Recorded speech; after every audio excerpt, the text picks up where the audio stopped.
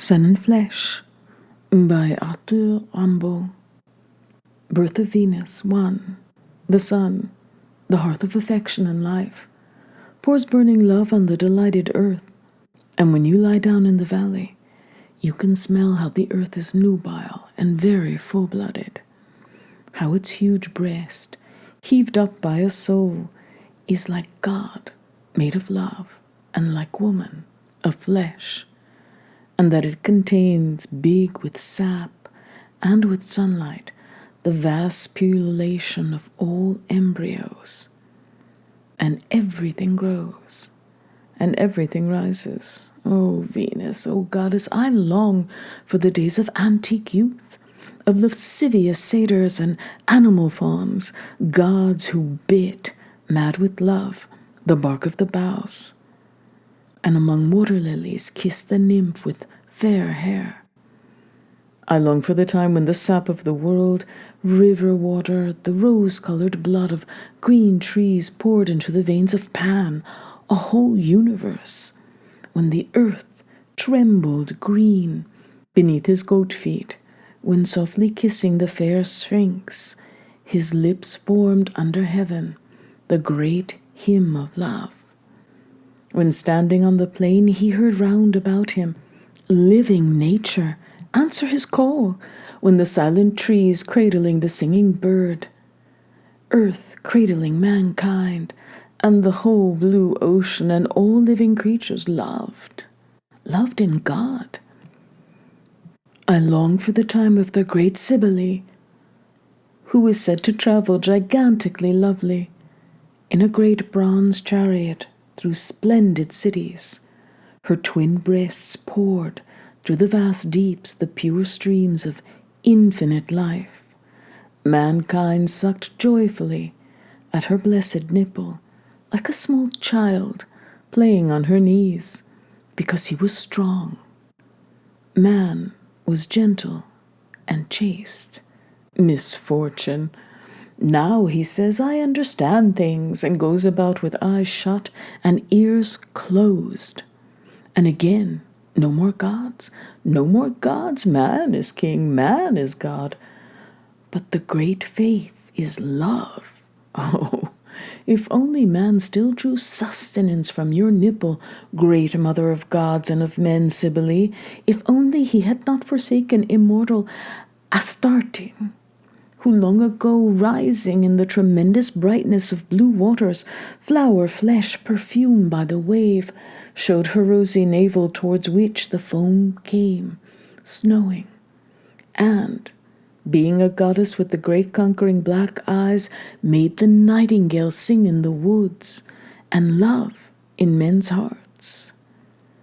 The birth of Venus, too. I believe in you, divine mother, sea-born Aphrodite. Oh, the path is bitter, since the other guard harnessed us to his cross. Flesh, marble, flower, Venus, in you I believe.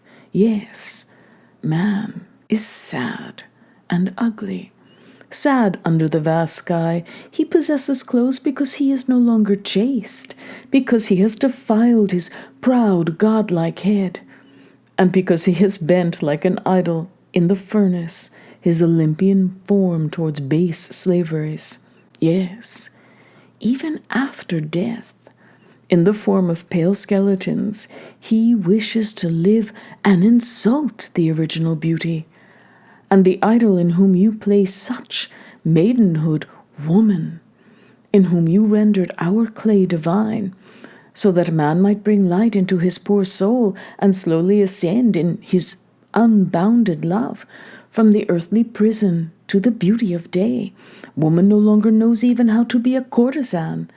It's a fine farce, and the world snickers at the sweet and sacred name of great Venus. 3. If only the times which have come and gone might come again. For man is finished. Man has played all the parts. In the broad daylight, wearied with breaking idols, he will revive, free of all his gods, and since he is of heaven, he will scan the heavens. the ideal, that eternal, invincible thought, which is all, the living God within his fleshly clay, will rise, mount, burn beneath his brow. And when you see him plumbing the whole horizon, despising old yokes and free from all fear, you will come and give him holy redemption. Resplendent, radiant from the bosom of the huge seas, you will rise up and give to the vast universe infinite love with its eternal smile. The world will vibrate like an immense lyre in the trembling of an infinite kiss. The world thirsts for love. You will come and slake its thirst. Oh, man has raised his free, proud head, and the sudden blaze of primordial beauty makes the god quiver in the altar of the flesh. Happy in the present good, pale from the ill suffered, man wishes to plumb all depths and know all things. Thought, so long a jade and for so long oppressed, springs from his forehead. She will know why.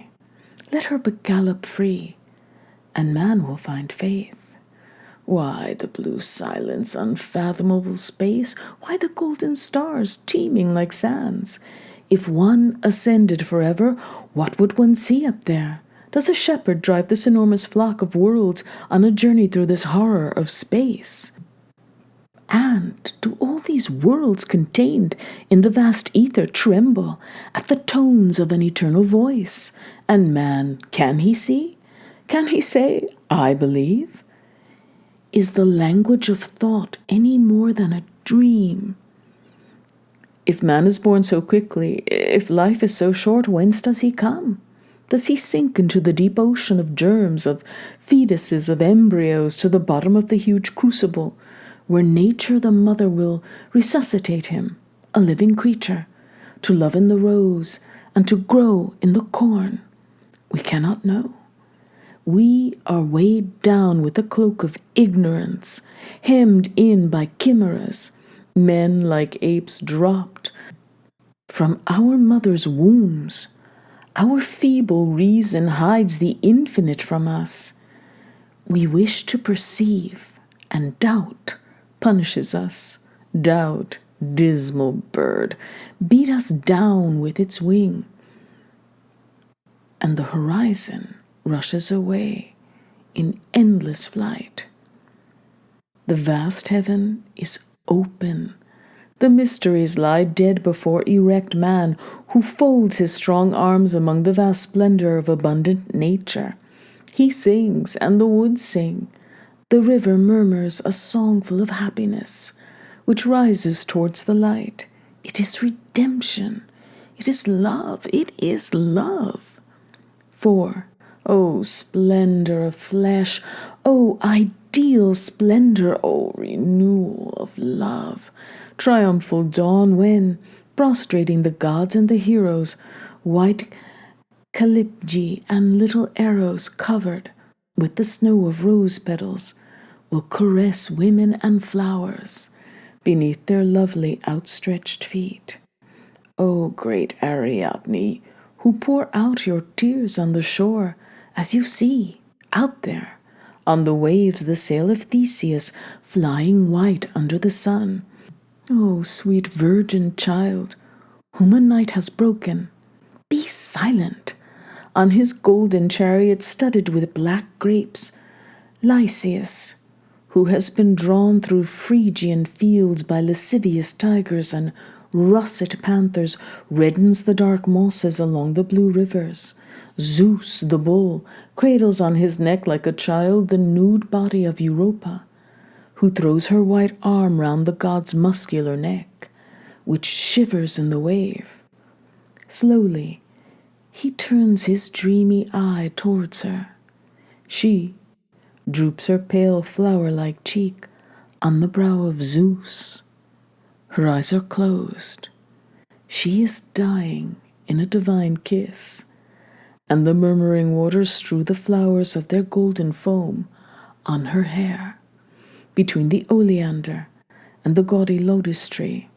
slips amorously the great dreaming swan, enfolding Leda in the whiteness of his wing.